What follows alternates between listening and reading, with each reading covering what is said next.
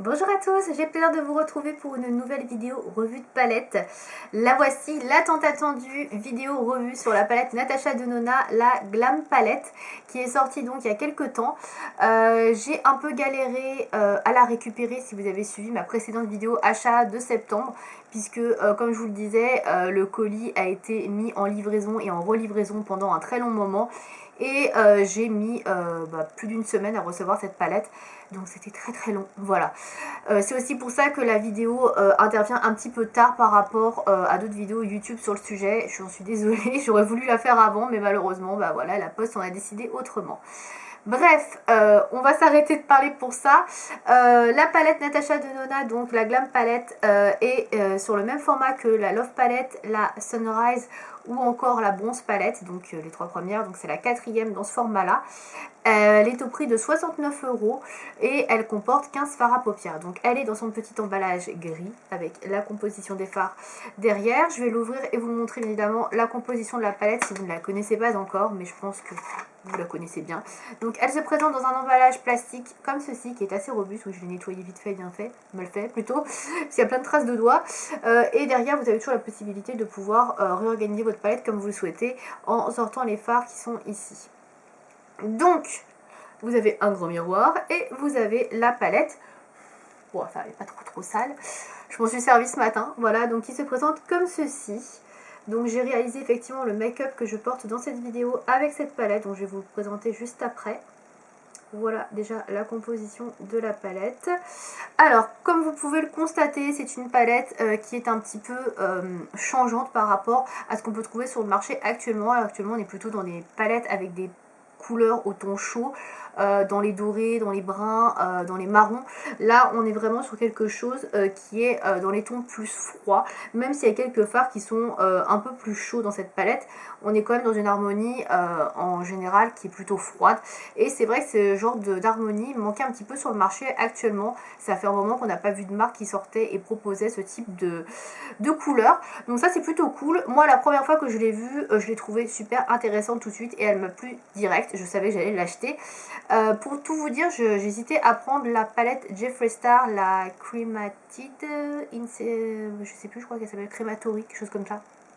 La Crematory, qui était dans les tons de gris, qui était très jolie, mais le prix me réfrénait un peu. Et après il y a toute la polémique autour du Jeffree Star, on adhère, on cautionne pas, voilà, ça me laissait un petit peu perplexe, donc du coup j'avais pas acheté cette palette, et je suis très contente que Natasha Denona sorte cette palette là, puisque du coup voilà, j'ai ma palette de ton froid et gris comme je le souhaitais. Donc il n'y a pas que du gris dans cette palette, on a quand même des tons qui sont plus chauds, des tons qui sont très portables. Pour moi c'est une palette qui est extrêmement portable. Voilà, vous avez franchement pas mal de couleurs qui sont certes dans une même harmonie, mais qui sont vraiment relativement portables. Donc je vais vous présenter la composition de la palette. Donc on a pas mal de fards irisés, de fards mat. Alors pour les fards mat, ils sont au nombre de 5. Donc vous avez le crease, le transition, le smoke, le blend et le lash line. Ensuite vous avez des fards irisés et des fards qui sont un peu plus métallisés. Alors, je ne vais pas tous vous les citer parce que franchement c'est en majorité des fards irisés. Je vais juste vous citer quelques fards qui sont un peu plus pailletés, on va dire métallisés. Donc notamment le center eyelid qui est ici, le inner corner qui est là, ou encore celui-ci pas mal aussi, ouais, le brow bone qui est ici. Voilà. Alors on va passer au point positif de la palette. Voilà, on va faire ça comme ça, parce qu'on va pas non plus passer 2 ans là-dessus, en sachant qu'il y a eu beaucoup de revues sur le sujet. Donc les points positifs pour moi dans cette palette, c'est que vous avez pas mal de fards qui sont, comment dire, bien formulés pour faire des transitions, etc. et faire des maquillages complets. Également par rapport à la texture des fards, les fards sont tous très bien pigmentés. De toute façon moi les fards Natasha Denona, j'ai pas franchement eu de déception jusqu'ici. Dans toutes les palettes que j'ai, tous les fards sont qualitatifs. Après ça se prélève peut-être d'une manière différente pour certains fards, puisqu'il y en a que vous devez un petit peu prélever au doigt pour avoir plus d'intensité, d'autres où il faut peut-être appliquer un petit peu de spray fixateur ou humidifier un petit peu la couleur pour avoir une couleur un peu plus intense sur la paupière. Mais au global, les fards Natasha Denona, ce sont des fards d'excellente qualité et dans jamais aucune palette j'ai eu une déception. Donc là ça ne déroge pas à la règle. Les fards sont tous de très très bonne qualité. Les fards mat sont peut-être un petit peu poudreux et font des chutes. Ça c'est peut-être le petit inconvénient. Je reviendrai plutôt dessus dans les fards, dans les points négatifs, puisque si tu commences à le dire ça là maintenant, ça va pas le faire. Donc dans les points positifs, voilà, c'est vraiment des fards qui sont, comme je disais, très bien pigmentés, qui se travaillent bien, qui s'estompent bien et qui sont facilement mixables. Ouais, je sais pas si on peut dire ça, mais qui se mélangent très très bien entre eux et vous pouvez très facilement marier une couleur avec une autre couleur et faire des dégradés sans aucun souci. Au niveau des couleurs qu'il y a dans cette palette, et surtout ce que je voulais préciser, je ne sais pas si vous allez le voir, alors je vais vous montrer de plus près. En fait, les noms des fards à paupières portent les noms en fait, des endroits où les placer sur la paupière. C'est-à-dire que vous avez par exemple, alors je vous montre rapidement, Center Eyelid, donc au centre de la paupière, Smoke, donc là c'est pour fumer le maquillage, Lash Line, donc c'est pour le ras de cils, Inner Corner, le coin interne, Transition, donc celui-là c'est un fard de transition. Là vous avez Crease, donc c'est pour le creux de paupière. Donc voilà, ça vous indique en fait où placer les fards à paupières. Ça je trouve que c'est une très belle initiative pour les personnes qui débutent le maquillage ou qui ne savent pas trop où placer leur fard à paupières. Bah là il n'y a pas besoin de réfléchir, vous ouvrez votre palette, vous savez directement ce que vous allez mettre au milieu de paupière, au centre, sur le coin externe, sur le coin interne.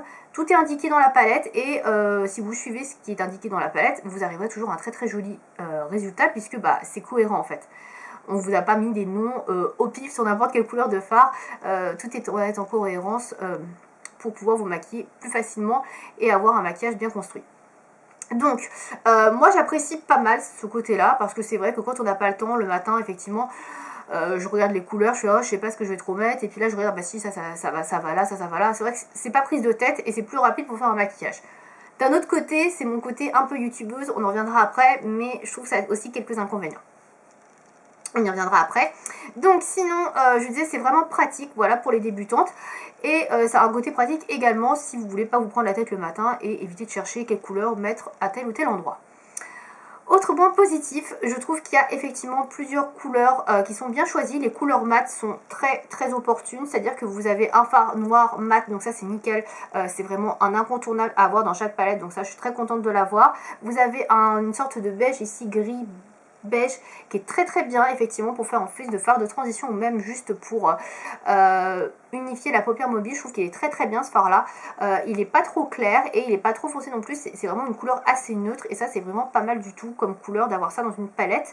Le crease qui est ici donc pour le creux de paupière et pareil, à sous-ton froid, pas trop foncé, donc ça c'est très bien. Également pour avoir soit un creux de paupière très légèrement marqué ou juste pour utiliser calmement en fard de transition dans le creux de paupière, il est très très bien. Voilà, je trouve que les couleurs mat sont vraiment très très bien choisies et moi je les utilise à chaque fois, hein, quasiment dans chaque maquillage, j'utilise plusieurs de ces couleurs là parce que je trouve qu'elles se marient vraiment très très bien avec les irisés. Au niveau des irisés, bah, j'ai rien à dire, les fards sont extrêmement jolis, très lumineux. Je vais vous en swatcher quelques-uns. Je vais vous swatcher un Center Eyelid. Donc c'est celui qui est tout en bas de la palette, qui est un petit peu champagne. Je vais vous le mettre sur le coin, sur la peau là, vous voyez, et on le voit peut-être pas trop, mais c'est une couleur très très lumineuse, très naturelle, voilà, qui est un petit peu champagne. Pour vous donner une idée, par exemple avec Inner Corner, donc une couleur qui se met en touche lumière, vous voyez, celle-ci est beaucoup plus clair, beaucoup plus, voilà, reflète beaucoup plus la lumière, attrape plus la lumière, donc très jolie couleur qui est extrêmement bien faite également pour un coin interne. Et pour vous donner une idée de coin externe, j'ai un Outer Eyelid, donc celui-ci qui est un brun, et vous voyez c'est une couleur beaucoup plus foncée, qui sera beaucoup plus adaptée effectivement à un coin externe, puisque bah, là vous pouvez mettre davantage d'intensité vers l'extérieur de l'œil, donc voilà, c'est vraiment bien choisi. Et vous voyez les couleurs sont très très bien pigmentées, les gris clairs sont très bien pigmentés. Je vais vous swatcher Transition et Center Eyelid qui sont des couleurs un peu plus claires. Vous voyez c'est très bien pigmenté, on voit bien les couleurs, l'intensité. Donc là j'ai swatché le mat qui est ici, alors je suis désolée, la luminosité n'est pas très bonne, je pense qu'on le voit, c'est légèrement plus clair que ma peau, et le gris clair qui est ici. Voilà, donc les couleurs voilà, sont vraiment très jolies, ça reflète tellement bien la lumière, c'est très très beau. Je vais vous montrer mon maquillage que j'ai fait aujourd'hui avec, je ne sais pas si vous allez bien voir, qui est comme ceci. je vais vous montrer les couleurs que j'ai utilisées. Donc pour réaliser ce maquillage, j'ai utilisé le Center Eyelid ici, donc principalement sur toute ma paupière mobile. J'ai utilisé en coin externe le Outer Eyelid qui est ici. En coin interne, j'ai mis le Inner Corner qui est ici, où j'ai vraiment bien respecté. Et j'ai mis en creux de paupière le fard crease qui est là. Voilà. Et j'ai fait le rat style avec le lash line, donc pour le liner. Et le smoke pour la partie basse, donc sous le sourcil ici. Sous l'œil ici. Voilà. Donc voilà, pour les points positifs, comme je disais, c'est une palette qui est très sympa pour faire des looks de jour et qu'on peut facilement utiliser pour faire un maquillage très facile, très simple le matin. Et vous pouvez également l'utiliser le soir pour faire un smoky, quelque chose d'un peu plus foncé, puisqu'il y a quand même pas mal de couleurs foncées qui sont aussi dans cette palette. Pour les points négatifs, malheureusement pour moi, il n'y a pas de fard beige neutre. La couleur la plus claire est celle-ci et pour moi, je ne peux pas l'utiliser en tant que touche lumière ou sous le sourcil. La palette Natasha Denona conseille celle-ci qui est le Brow Bone, mais le Brow Bone pour moi est pas adapté à ça. Enfin, moi j'aime pas tellement pour ça, pour cette utilisation là. Pour moi c'est un fard voilà, qui est très lumineux, très brillant, et moi j'aime pas trop avoir ce genre de couleur, avoir de la lumière sous le sourcil, c'est pas trop mon délire. Donc moi j'aime pas tellement ça. Après il y en a peut-être qui aimeront, mais moi c'est pas trop mon truc, donc ça c'est un petit point négatif. J'aurais préféré que il y a une couleur plus beige, blanche, claire, qui soit vraiment office de touche lumière et qui aille vraiment sous le sourcil, pas celui-ci. Voilà, ça me convient pas trop. Autre point négatif, donc là c'est par rapport au nom des fards à paupières. Si vous n'êtes pas youtubeuse, si vous ne faites pas de vidéos et de tutos comme moi sur votre blog, ça n'aura aucun intérêt pour vous ce point négatif. Ça c'est purement pour moi, c'est un peu chiant de faire des tutos et vous verrez il y en a sur le blog avec les noms de ces fards, puisque il y en a plusieurs qui ont le même nom. Vous avez 1, 2, 3 Outer Eyelid, 1, 2, 3 Center Eyelid, et il n'y a pas de 1, 2, 3 nommés, enfin voilà, c'est les mêmes noms. Du coup, quand sur le blog vous faites un tuto, il faut que vous expliquiez, vous avez pris le Center Eyelid de la rangée du haut et le Center Eyelid de la rangée du bas, mais pas le premier, le troisième. C'est super chiant à expliquer. Et pour donner des noms à son maquillage, moi j'aime bien utiliser les noms avec les fards, c'est pas possible avec ça.